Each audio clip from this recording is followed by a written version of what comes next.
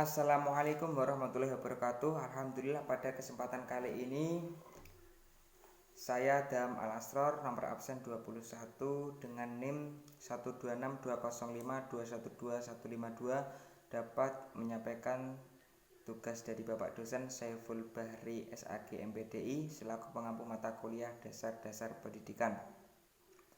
Pada kesempatan kali ini saya akan menyampaikan materi dari kelompok 8 yang berjudul Landasan Historis Pendidikan. Materi ini terbagi menjadi 3 subbab. Yang pertama adalah sejarah pendidikan di Indonesia.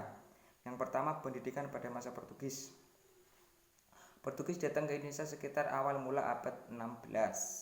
Datang ke Indonesia untuk berdagang dan juga menyebarkan agama mereka, yaitu agama Katolik. Untuk keperluan itu, mereka datang bersama seorang misionaris terkenal sebagai yang bernama Franciscus Xaverius yang dikenal sebagai tokoh utama penyebaran Katolik di Indonesia. Untuk kebutuhan agama, pendidikan agama, mereka mendirikan sekolah yang pertama di Ternate dengan yang bernama Semenaire pada tahun 1536. Kemudian pada akhir abad 16 terjadilah beberapa pemberontakan yang pada akhirnya berakhirlah masa kekuasaan Portugis. Lalu yang kedua dilanjutkan pendidikan pada masa Belanda. Semulanya Belanda datang ke Indonesia untuk berdagang. Para pedagang bersatu dan membuat organisasi yang bernama VOC.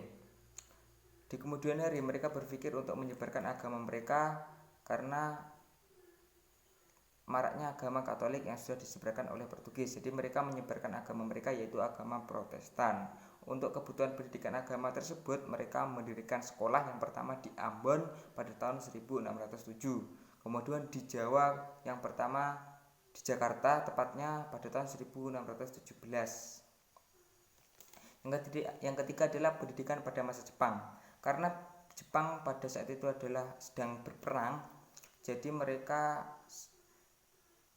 sekolah pendidikan pada saat itu difokuskan untuk perang, seperti para siswa disuruh untuk mengumpulkan kerikil, pasir dan lain-lain untuk pertahanan, disuruh untuk menanam ubi dan lain-lain untuk bahan pangan, dan juga menanam pohon jarah sebagai minyak untuk keperluan perang. Yang keempat, yang terpenting pada saat masa Jepang adalah robohnya kekuasaan Belanda, dan ketika kekuasaan Belanda roboh, juga roboh pendidikan kolonial. Jadi mereka bebas melakukan pendidikan terhadap Indonesia. Yang keempat adalah pendidikan pada masa kemerdekaan.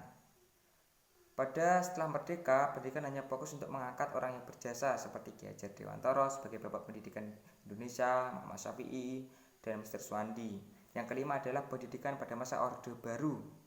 Pada masa ini, tokoh terdekat atau puncak pemimpin pemerintah Indonesia membuat usaha pembangunan terencana yang bernama Pelita 1, 2, dan 3.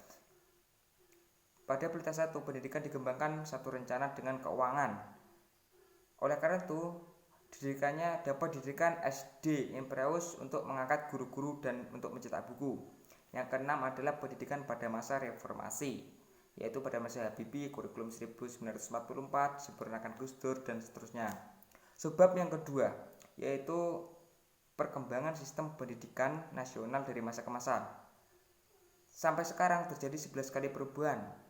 Yang pertama adalah kurikulum rencana pelajaran 1947 yang fokus pada politik dan Pancasila sebagai dasar negara. Yang kedua adalah kurikulum rencana pelajaran terurai 1952 yang fokus pada pembentukan karakteristik bangsa dan kesadaran berwarga negara. Yang ketiga adalah kurikulum 1954 untuk pengetahuan jenjang SD. Yang keempat, kurikulum 1968 itu adalah kurikulum Orde Baru untuk menggantikan kurikulum Orde Lama. Yang kelima adalah kurikulum 1975 yang dikenal sebagai konsep tercipta karena konsep MBO, yaitu Management by Objective, prosedur pengembangannya sistem infrastruktur.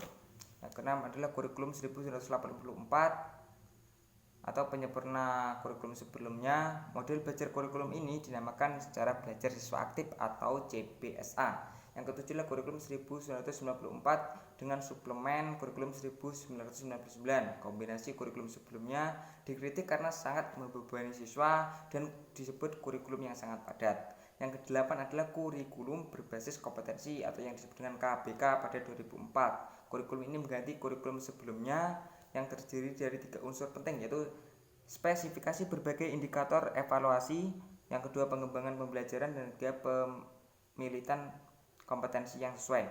Yang kesembilan adalah kurikulum tingkat satuan pendidikan atau yang disebut dengan KTSP 2006. Sama dengan 2004, tapi bedanya ialah jiwa dari desentralisasi sistem edukasi.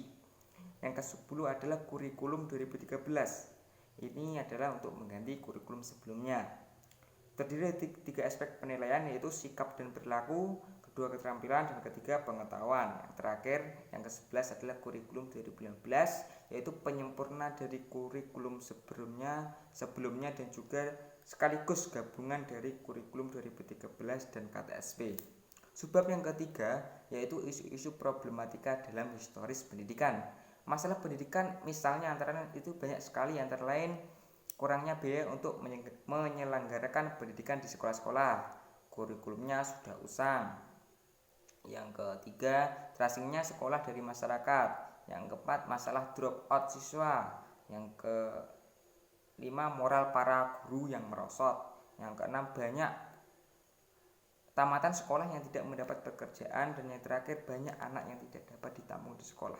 Untuk mengatasi masalah-masalah ini dapat disilakan oleh 2 solusi. Yang pertama adalah solusi sistematik, yang kedua adalah dengan solusi teknis. Solusi sistematik adalah yaitu solusi mengubah sistem-sistem sosial yang berkaitan dengan sistem pendidikan.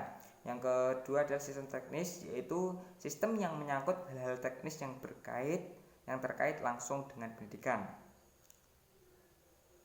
Terima kasih atas perhatiannya. Itulah penjelasan yang dapat saya sampaikan.